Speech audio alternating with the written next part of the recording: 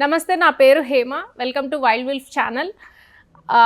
హిందూ మతం అనేది పుట్టి వేల సంవత్సరాలు అవుతుంది.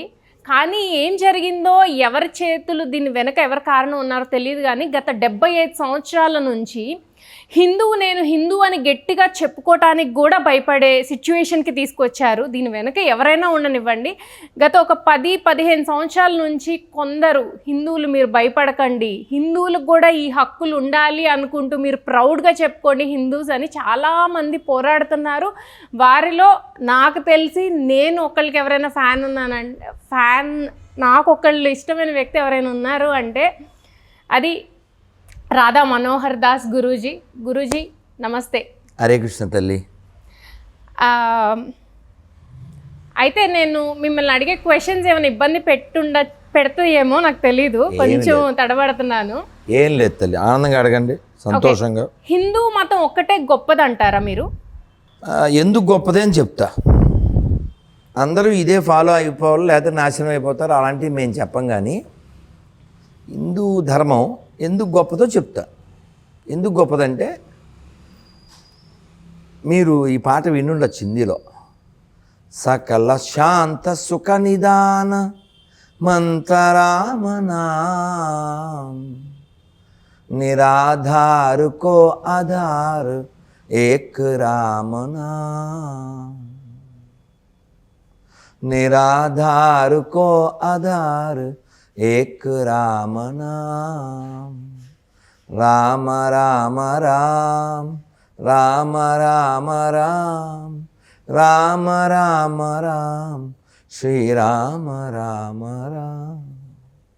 సకల శాంత సుఖ నిదాన, అన్ని జీవులకి సుఖాన్ని శాంతిని ఇవ్వాలని ప్రార్థించే ఏకైక మంత్రం. సర్వే సంతు సుఖినః సర్వే భద్రాని పశ్యంతి మా కశ్చిత్ దుఃఖభాగ్ భవేత్ లోకా సమస్తా సుఖినో భవంతు అని చెప్పేటువంటిది సనాతన ధర్మం, హిందూ ధర్మం మాత్రమే. ఇప్పుడు మరి మీరు హిందువుల గురించి గొప్ప చెప్పారు, మిగిలిన మతాల గురించి ఎందుకు మీరు అంటే ప్రచారం తప్పుగా చేస్తున్నారు? అంటే వాళ్ళు మంచివాళ్ళు కాదన్నట్టుగా, గొర్రెలు అన్నట్టుగా ఇదంతా ఎందుకు ప్రచారం జరుగుతుంది? ఇప్పుడు నేను చాలాసార్లు చెప్పాను, మళ్ళీ చెప్పాల్సి వస్తుంది. నేను 24,000 వీడియోలు మా ఛానల్లో, ఇంకొక వేరే ఛానల్స్లో కూడా కలిపి ఇంటర్వ్యూలు ఇవన్నీ కలిపితే 25,000 పైన వీడియోలు ఉంటాయి. నా వీడియోస్నే మాట్లాడినవి. అందులో కనీసం ఒక 10,000 పైన ఈ గొర్రెల గురించి మాట్లాడినవి ఉంటాయి. నేను మాట్లాడిన వీడియోల్లో ఏదైనా ఇది రాంగ్ అని మీరు నిరూపించండి, నేను పబ్లిక్లో క్షమాపణ చెప్తాను. క్షమాపణ చెప్పడం అని కాదు, ఇప్పుడు హిందూయిజంని పొగడటం ఓకే, కానీ పక్కన మతాలని ఎందుకు మీరు తిట్టాల్సి వస్తుంది? ఇదే మాట వాళ్ళకి చెప్తున్నాను నేను. మీకు అర్థమైందా? మీరు దేవుణ్ణి 2 అక్షరాలతో పిలవండి, 3 అక్షరాలతో పిలవండి, మాకు అభ్యంతరం లేదు. క్రైస్తవ ఇస్లాం ఆరాధన విధానం మాకు అభ్యంతరకరం కాదు. నేను చెప్పేశాను, హుషారాలని చెప్పేమను సెటిల్ అయిపోద్ది. అంతే అంటారు. రాముణ్ణి నేను పూజించే రాముణ్ణి ఇతరులు పూజించబోయినా పర్లే, నేను పూజించే అమ్మవారిని ఇతరులు పూజించబోయినా పర్లే, నేను నమ్మే కృష్ణుని ఇతరులు నమ్మకపోయినా పర్లే చెప్పేశానుగా. ఒకసారి ఇలా పాత బస్తీలోనో మసీదు చర్చిలోకి వెళ్ళి ఒకసారి వాళ్ళతో నేను నమ్మే అల్లాని ఇతరులు నమ్మకపోయినా పర్లే, నేను నమ్మే క్రీస్తుని ఇతరులు నమ్మకపోయినా పర్లే అని చెప్పించేయండి, మొత్తం సెటిల్ అయిపోద్ది. మీకు కోపం దేవుడి మీద, దేవుణ్ణి నమ్మే ఆ ప్రజల మీద కాదు. నాకు అసలు ఎవరి మీద కోపం లేదు. నేను మూర్ఖత్వాన్ని, మౌఢ్యాన్ని, అవినీతిని, అక్రమాన్ని, అన్యాయాన్ని, విభజనవాదాన్ని దీన్ని వ్యతిరేకిస్తా. ఎక్కడ అన్యాయం జరిగిందంటారు? ఇప్పుడు పాకిస్తాన్ ఎందుకు పుట్టింది? బంగ్లాదేశ్ ఎందుకు పుట్టింది? మొన్న కూడా బంగ్లాదేశ్లో 1,000 మంది ఎందుకు చంపేశారు? ఏం పాపం చేశారు? హిందువులు అయితే పాపమా? దీపావళి చేయకూడదు ర్యాలీ, విజయదశమి చేయకూడదు ర్యాలీ. బంగ్లాదేశ్లో ఒక్కళ్ళు పోరాడితే సరిపోతుందంటారా? మీరు ఊరికే మీకు ఉదాహరణ కోసం ఎప్పుడైనా విని ఉంటారు ఈ మాట. 1000 కిలోమీటర్ల ప్రయాణం కూడా ఒక్క అడుగుతోనే స్టార్ట్ అవుతుంది.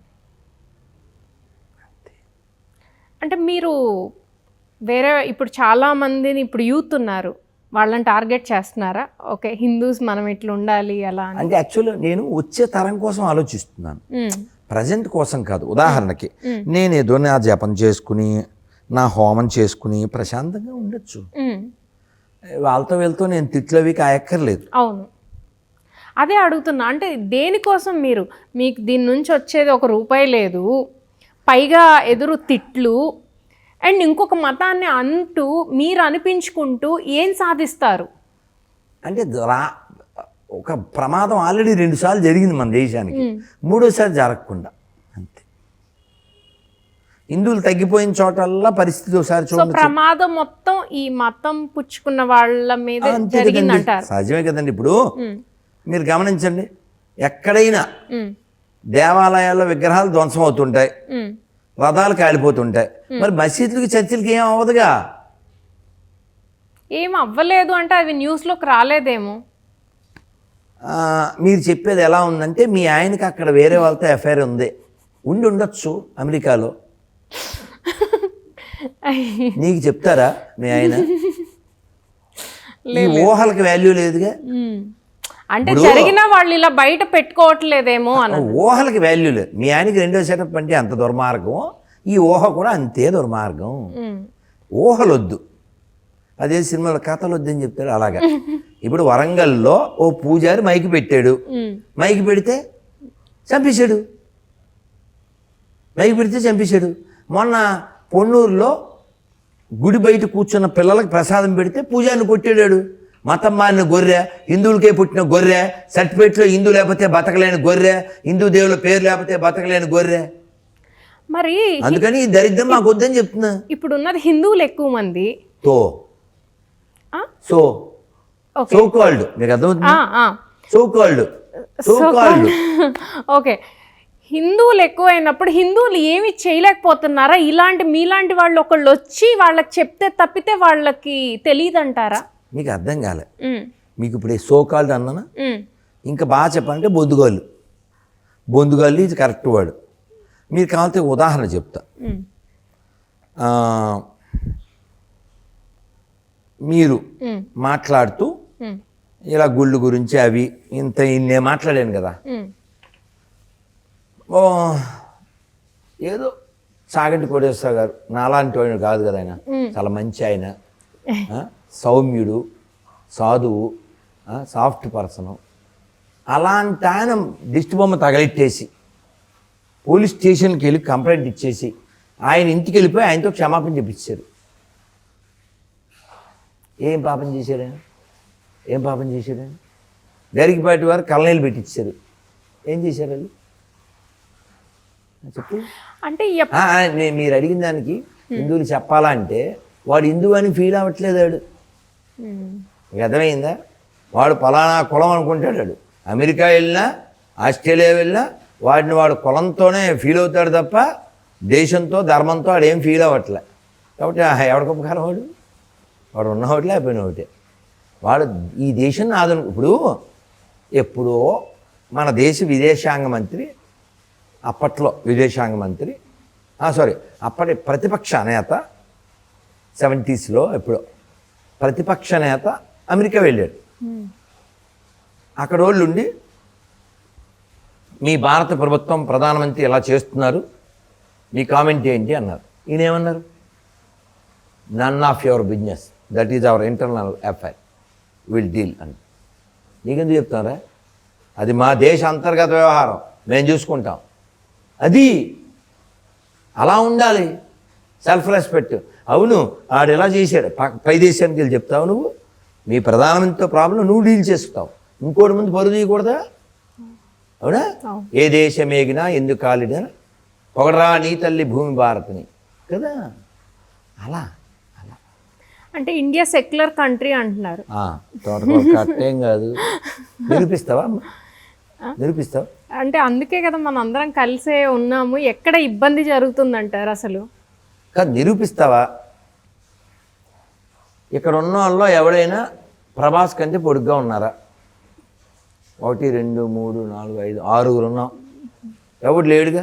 ఎవడైనా క్లైమ్ చేస్తే ఊరుకోనుగా. ఎందుకని అబద్ధం కదా. ఉమ్. సెక్యులరిజం అంటే ఏంటి, డెఫినేషన్ ఏంటి చెప్పమ్మా. మీరు చెప్పండి సార్. నువ్వు మాట్లాడి నన్ను చెప్పమంటావే. అంటే మనం అన్నిటికీ అతీతంగా ఉండడమే కదా.